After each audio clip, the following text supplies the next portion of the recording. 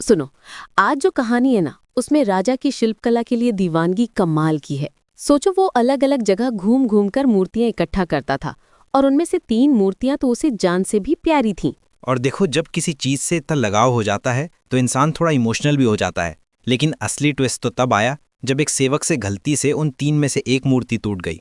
हाँ, और राजा का गुस्सा देखो, उसने बिना कुछ सोचे समझे सेवक को सीधा मृत्युदंड सुना दिया था। यहाँ पर कहानी में बड़ा सवाल उठता है, क्या इतना बड़ा सजा देना सही था? अब यहाँ पर सोचो, सेवक ने क्या किया। उसने बाकी की 2 मूर्तियां भी तोड़ दी। सब लोग हैरान रह गए। किसी को समझ नहीं आया कि उसने ऐसा क्यों किया। और जब राजा ने पूछा तो सेवक ने जो जवाब दिया वो बहुत गहरा था। उसने बोला, महाराज, ये मूर्तियां मिट्टी की हैं, कभी ना कभी तो टूटनी ही थी, आज नहीं तो कल। अगर किसी और से टूटती तो उसे भी ऐसे ही सजा मिलती। मुझे तो वैसे भी मृत्युदंड मिल चुका है, तो मैंने 2 और लोगों की जान बचा ली। यहाँ पर असली सीख छुपी है। सेवक ने राजा को इनडायरेक्टली ये समझा दिया कि इंसान की जान की कीमत मूर्तियों से कहीं ज्यादा है। और देखो, राजा को भी अपनी गलती का एहसास हो गया। बिल्कुल, उसने तुरंत सेवक को माफ कर दिया। और यहाँ पर एक और लेयर है। सेवक ने राजा को ये भी सिखाया कि जब आप न्याय की कुर्सी पर बैठे हो तो पर्सनल फीलिंग्स को साइड में रखना चाहिए, वरना न्याय का मतलब ही बदल जाता है। और सोचो, राजा ने खुद माना कि सेवक उससे कहीं ज्यादा समझदार निकला। इतना बड़ा खतरा सामने था, फिर भी सेवक ने दूसरों के बारे में सोचा। ये तो बहुत बड़ी बात है। राजा ने पूछा भी, इतना संयम, निडरता और दूरदृष्टि तुम्हारे अंदर कैसे आई? सेवक ने जो कहानी सुनाई वो भी कम दिलचस्प नहीं है। सेवक ने बताया कि पहले वो एक अमीर सेठ के यहाँ काम करता था। सेठ जब भी परेशान होता भगवान को कोसता रहता। एक दिन सेठ ने ककड़ी खाई, वो कड़वी निकली तो उसने सेवक को दे दी। सेवक ने बिना शिकवा किए खा ली।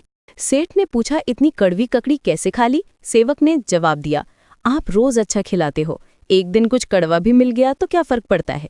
यहाँ पर असली पॉइंट ये है कि अगर भगवान ने हमें इतना कुछ अच्छा दिया है तो कभी कभी कुछ बुरा भी आ जाए तो उसे भी एक्सेप्ट करना चाहिए। और यही तो लाइफ का असली मंत्र है। सुख दुख दोनों को भगवान का प्रसाद समझकर एक्सेप्ट करो। हर वक्त दूसरों का भला सोचो तो लाइफ में बैलेंस बना रहता है।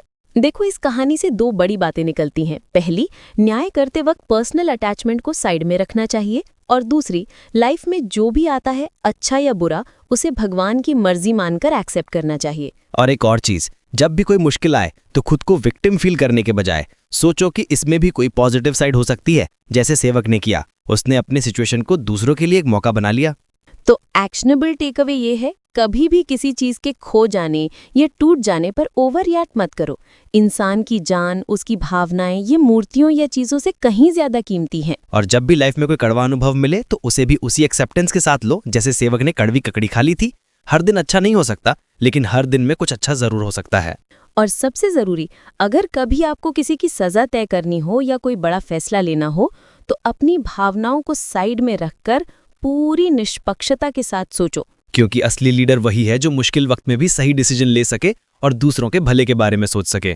तो आज की कहानी से यही सीख मिलती है, जिन चीजों से हम सबसे ज्यादा जुड़े होते हैं, कभी कभी वही हमें सबसे बड़ा सबक सिखा जाती हैं। और लाइफ में हर अनुभव, चाहे वो अच्छा हो या बुरा, हमें आगे बढ़ने का मौका देता है। बस नजरिया सही होना चाहिए। उम्मीद है आप सबको आज की कहानी से कुछ नया सोचने को मिला होगा। और अगली बार जब कोई चीज टूट जाए या कुछ गलत हो जाए तो एक बार इस कहानी को जरूर याद करना। चलो, आज के लिए इतना ही। ध्यान रखना, हर दिन कुछ नया सिखाता है। और हर मुश्किल में एक मौका छुपा होता है, बस उसे पहचानना आना चाहिए।